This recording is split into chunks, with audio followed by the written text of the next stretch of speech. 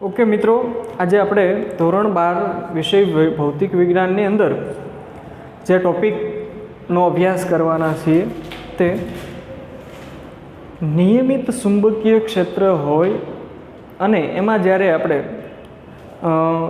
ચુંબકીય ડાયપોલના સંદર્ભમાં વાત કરવાની હોય ત્યારે પ્રશ્ન આપણો કંઈક આવો છે કે ચુંબકીય ડાયપોલ તરીકે જ્યારે વિદ્યુત પ્રવાહ ધારિત આ વર્તુળાકાર ગૂંચળું હોય અને એની અક્ષ ઉપરના બિંદુએ ઉદ્ભવતા ચુંબકીય ક્ષેત્રનું સમીકરણ જો આપણે મેળવવું હોય તો કેવી રીતે મેળવવું. ઓકે, તમને ફરી વખત યાદ કરાવવું કે આપણે બાયો-સાવરનો નિયમ ભણ્યા. બાયો-સાવરના નિયમનો એક ઉપયોગ હતો કે વિદ્યુત કે વર્તુળાકાર વિદ્યુત પ્રવાહ ધારિત કોઈ રિંગ હોય અને એ રિંગની જો અક્ષ પરના બિંદુએ ઉદ્ભવતા ચુંબકીય ક્ષેત્રનું સમીકરણ આપણે મેળવવું હોય તો બાયો-સાવરના નિયમ ઉપરથી કે ચુંબકીય ક્ષેત્ર મેળવવા માટેનું આપણું જે સમીકરણ હતું એનો ઉપયોગ તમે બધાએ જોયો કેવી રીતે આપણે મેળવવું. કે ફરી વખત યાદ કરાવી દઉં કે અહીંયા મેં એક વર્તુળાકાર વાહક તારનું ગૂંચળું લીધું છે જેમનામાંથી આઈ જેટલો પ્રવાહ છે એ વિષમ ઘડી દિશામાં વહન થતો દર્શાવ્યો છે.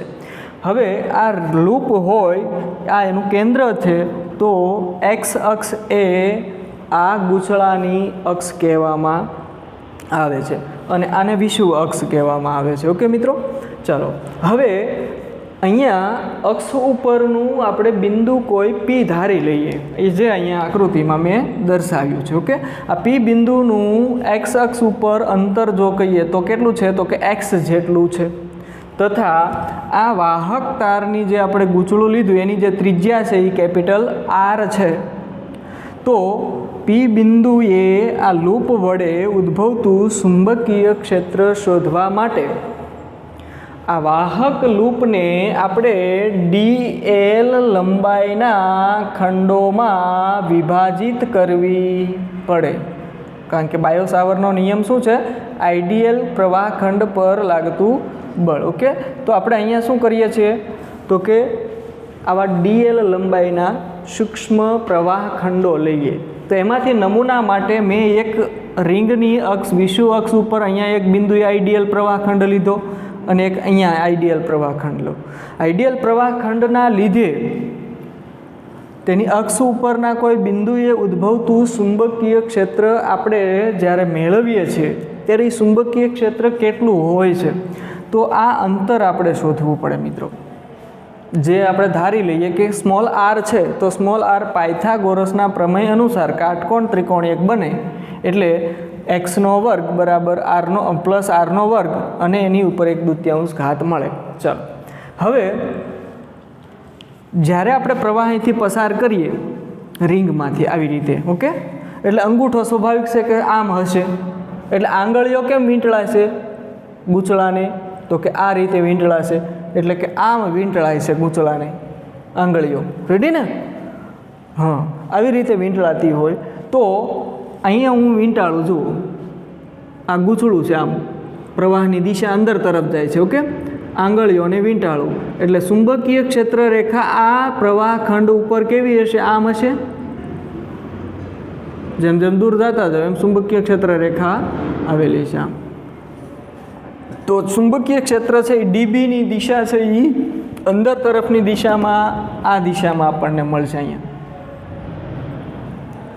એ જે ચુંબકીય ક્ષેત્ર છે એની આપણે ચર્ચા કરીએ.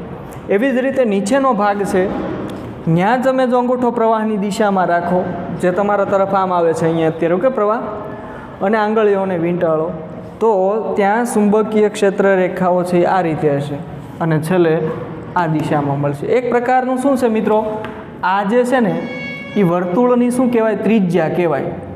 ચુંબકીય ક્ષેત્ર રેખા માટે જો આમ ધારીએ તો આ એક વર્તુળ કહેવાય. ઓકે, અને આ વર્તુળને શું કહેવામાં આવે, ત્રિજ્યા કહેવામાં આવે. એટલે તો આપણે એને આર વડે લઈએ છીએ.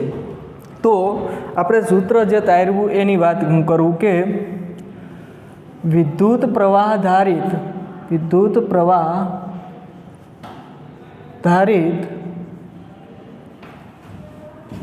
ગૂંચળા વડે અક્ષ પરના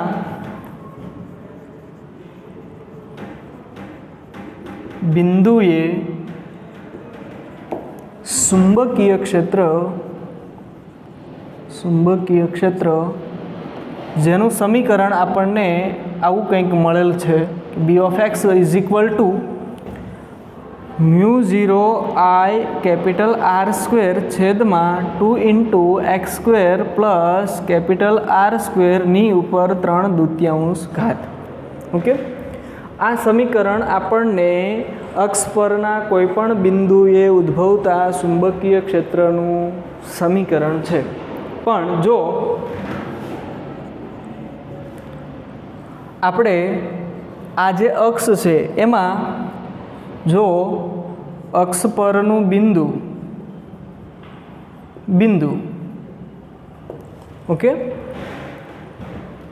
એ એવી રીતે હોય પી બિંદુ કે x double greater than R હોય. એનો મતલબ કે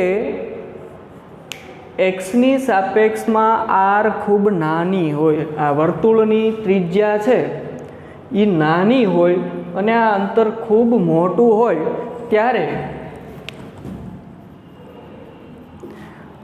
આરને એક્સની સાપેક્ષે અવગણતા અને અવગણી નાખીએ એટલે કે શૂન્ય મૂકી દઈએ તો આપણું સૂત્ર આવું મળે કે બી ઓફ એક્સ બરાબર μ0 IR સ્ક્વેર છેદમાં 2x3. ઓકે. આપણો ઉદ્દેશ્ય શું છે મિત્રો?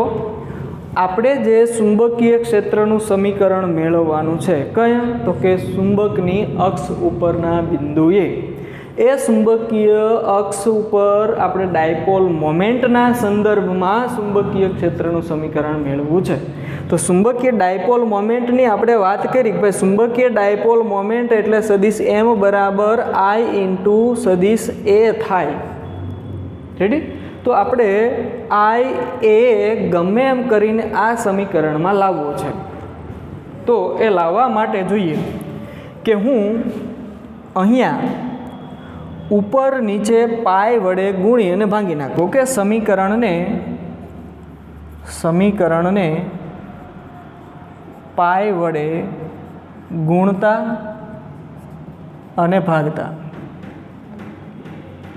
તો આપણું સમીકરણ મિત્રો આવું થાય કે બી ઓફ એક્સ અક્ષ પરના બિંદુએ ચુંબકીય ક્ષેત્ર μ0 ઇન્ટુ I અને પાય આર સ્ક્વેર છેદમાં 2πx3. હવે મિત્રો અહીંયા જોઈ શકો છો કે પાય આર સ્ક્વેર એટલે થાય આડછેદનું ક્ષેત્રફળ. વર્તુળ હોય તો વર્તુળનું ક્ષેત્રફળ છે એનું સૂત્ર થાય પાય આર સ્ક્વેર એટલે કે એ મૂકી શકાય એટલે આપણે અહીંયા મૂકી દીધું. તો આની જગ્યાએ આવું લખાય કે B of x is equal to μ0 I into A અને એના છેદમાં 2πx3. તો આ જે સમીકરણ આપણને મળ્યું છે એમાં જો આપણે I ઇન્ટુ એ છે એ પદ લાવી દીધું અહીંયા. રેડી ને? I ઇન્ટુ એ પદ લાવી દીધું તો આપણને ખબર છે કે ભાઈ ચુંબકીય ડાયપોલ મોમેન્ટ છે એ વિદ્યુત પ્રવાહ અને આડછેદના ક્ષેત્રફળનો ગુણાકાર છે. તો આપણે અહીંયા શું કરીશું તો કે I ઇન્ટુ એની જગ્યાએ શું મૂકી દઈએ તો કે એમ મૂકી દઈએ એટલે μ0 એમ છેદમાં 2πx3. તો આ સમીકરણ આપણને જ્યારે મળે છે એ ચુંબકીય ડાયપોલ મોમેન્ટના સંદર્ભમાં મળે. પણ હજી આમાં આપણે ફેરફાર કરવો પડે.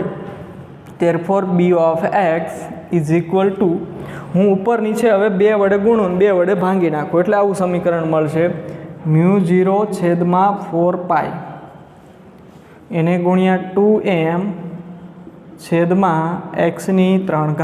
આ એટલા માટે મેં બનાવ્યું કે ઉપર નીચે જો 2 સાથે ગુણું 2 સાથે ભાંગું તો અહીંયા એક 4π એક અચળાંક બની જાય. જે હું તમને વિદ્યુતના કિસ્સા સાથે સરખાવીશ એટલે તમને ખ્યાલ આવશે. ઓકે, તો આ જે સમીકરણ આપણને મળ્યું મિત્રો, એ સમીકરણ છે એને આપણે 1 નંબર આપીએ, જે અક્ષ ઉપરના બિંદુએ ઉદ્ભવતા ચુંબકીય ક્ષેત્રનું સમીકરણ છે. ઓકે, ખાસ યાદ રાખજો મિત્રો, ફરી વખત, અક્ષ ઉપરના બિંદુએ જ્યારે ચુંબકીય ક્ષેત્રનું સમીકરણ પૂછે ત્યારે μ0/4π × 2m/x³ છે સમીકરણનો ઉપયોગ કરવાનો. અને કદાચ અક્ષ નહીં પણ વિષુવ અક્ષ પૂછે તો ત્યારે તમારે નથી, એમાં પણ યાદ રાખજો કે આ અક્ષ માટે અને વિષુવ રેખા માટે જો પૂછે તો યાદ રાખજો ચુંબકીય ક્ષેત્રનું સમીકરણ થાય μ0/4π એને ગુણ્યા 2m ની જગ્યાએ ખાલી આવશે m. ઓકે, એના છેદમાં y³ થશે. જ્યાં અહીંયા x હતો અહીંયા y થઈ જશે, અહીંયા 2m છે, અહીંયા ખાલી m જ આવશે. તો આ વિષુવ રેખા પરના બિંદુએ ઉદ્ભવતા ચુંબકીય ક્ષેત્રનું સમીકરણ થયું મિત્રો. બીજું, હવે મારે જે વાત કરવી છે કે ભાઈ આ જે સમીકરણ આપણને મળ્યું એ સમીકરણ ચુંબકીય ડાયપોલ તરીકે ગૂંચળું વર્તતું હોય ત્યારે તેમાં ઉદ્ભવતા ચુંબકીય ક્ષેત્રનું સમીકરણ ચુંબકીય ડાયપોલ મોમેન્ટના સંદર્ભમાં મળ્યું. ઓકે, અને હવે આ સમીકરણ આપણે આગળ ક્યાંક ભણી ગયા છીએ વિદ્યુતમાં. ઓકે, તો વિદ્યુતમાં વિદ્યુત ડાયપોલમાં આ સમીકરણ આ મુજબ આપણે લખ્યું કે ભાઈ વિદ્યુત ક્ષેત્ર અક્ષ ઉપરના બિંદુએ E(x) બરાબર 2 અથવા તો આમ પણ લખાય 2kp છેદમાં r³ અથવા x³. ઓકે, આમ ન લખવું હોય તો k ની જગ્યાએ આપણે શું લખી શકાય? તો k બરાબર 1/4πε0 લખીએ તો 1/4πε0. ઓકે, 2p છેદમાં 4πε0 x³. આવું પણ સમીકરણ આપણે મળે. તો મિત્રો તમને ખ્યાલ આવ્યો કે જ્યારે વિદ્યુત પ્રવાહ ધારિત ગૂંચળું હોય તો એની અક્ષ ઉપર ઉદ્ભવતા વિદ્યુત ક્ષેત્રનું સૂત્ર, એ સૂત્ર અને ગૂંચળામાં તેની અક્ષ ઉપર ઉદ્ભવતા ચુંબકીય ક્ષેત્ર, આ બે સમીકરણોની વચ્ચે તફાવત શું થાય? તો કે વિદ્યુતના કિસ્સામાં ખાસ સમજો, વિદ્યુત માટે આપણે જોઈએ, સરખામણી કરીએ વિદ્યુત અને ચુંબકત્વ. ઓકે, વિદ્યુતની અંદર જુઓ તમે, અચળાંક તરીકે કોણ છે? તો કે k છે, અથવા તો અહીંયા છે અને આપણે 1/4πε0 છે અચળાંક, જે ε0 શૂન્ય અવકાશની પરમિએબિલિટી છે. ચુંબકત્વ માટે અચળાંક કોણ છે? તો કે μ0/4π. જુઓ અહીંયા છે ને, μ0/4π અચળ છે. વિદ્યુતના કિસ્સામાં p જે છે એને મિત્રો આપણે કહેવાય વિદ્યુત ડાયપોલ મોમેન્ટ. શું કહેવાય? વિદ્યુત ડાયપોલ મોમેન્ટ. તો ચુંબકમાં આપણે એમને શું કહીએ? ચુંબકીય ડાયપોલ મોમેન્ટ કહીએ. એટલે બંને વિદ્યુતના કિસ્સામાં વિદ્યુત ડાયપોલ મોમેન્ટ આવે તો ચુંબકના કિસ્સામાં ચુંબકીય ડાયપોલ મોમેન્ટ આવે. એવી જ રીતે મિત્રો આપણે અહીંયા x અને y જે વાત કરીએ તો એ અનુક્રમે x અક્ષ અને y અક્ષ ઉપર ઉદ્ભવતા ચુંબકીય ક્ષેત્રો છે. અહીંયા જેમ ચુંબકીય ક્ષેત્ર વિદ્યુત ક્ષેત્ર છે, ઓકે, તો અહીંયા મિત્રો આપણને એની સામે શું મળે છે? ચુંબકીય ક્ષેત્ર મળે. તો જેવી રીતે વિદ્યુત માટે ગાઉસના નિયમો ઉપયોગ કરવામાં આવે અને વિદ્યુત ક્ષેત્રો શોધવામાં આવે. એવી જ રીતે મિત્રો ચુંબક માટે ચુંબકીય ક્ષેત્ર માટે એમ્પિયરના સર્કિટલના નિયમોનો ઉપયોગ થાય અને એ નિયમોના આધારે એ બંને વચ્ચેનો તથ્ય છે એ આપણને જાણવા મળ્યું. અને એટલે મેં શરૂઆતમાં કીધું કે ભાઈ વિદ્યુત અને ચુંબકત્વ એ બે શાખાઓ છે એ વર્ષો પહેલાં અલગ અલગ હતી. ઓકે, ત્યારે એના વચ્ચેનું કોઈ સંશોધન કે શોધ થયેલી નહોતી. ત્યારે એ બંને શાખાઓને અલગ અલગ તરીકે માનવામાં આવતી હતી.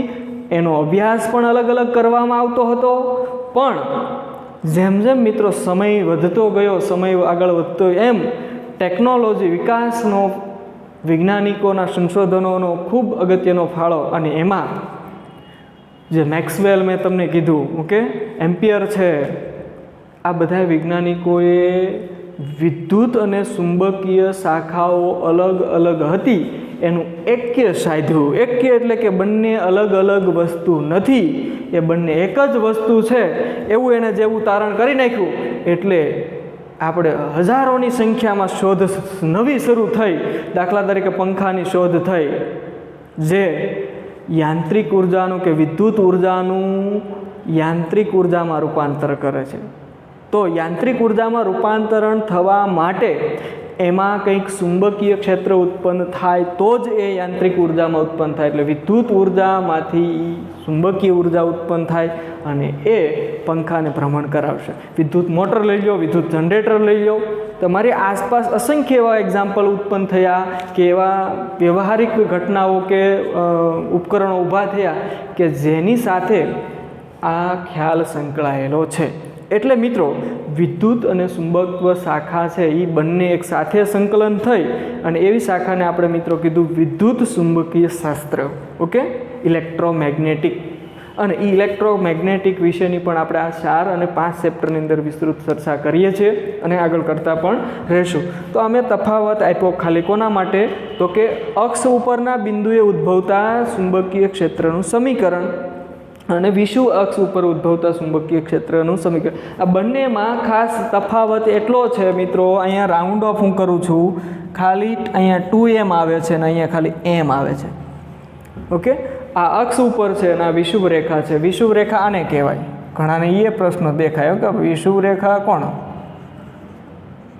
હા, રામાયણ જોવા બેહવા પછી આખી રામાયણ પૂરી થઈ જાય. રામ કોણ હતા એનો ખબર હોય એમ અહીંયા મેં થિયરી તો પૂરી કરી દીધી છે, પણ તમને વિષુવ રેખા ક્યાં છે એ ન ખબર હોય તો મેં લખ્યું અહીંયા અક્ષ, એટલે તમને ખબર પડી જાય કે અક્ષ. પણ વિષુવ રેખા કઈ તો કે એ જે છે રિંગ જે ઓલા ઉપર પડી હોય એ એની વિષુવ રેખા છે મિત્રો. તો આપણે અહીંયા ચુંબકીય ડાયપોલ તરીકે ગૂંચળા છે એમાં ઉદ્ભવતું ચુંબકીય ક્ષેત્રનું સમીકરણ જોયું મિત્રો. ઓકે, અને હવે આપણે આગળનો ટોપિક છે એ નેક્સ્ટ લેક્ચરમાં જોઈશું મિત્રો.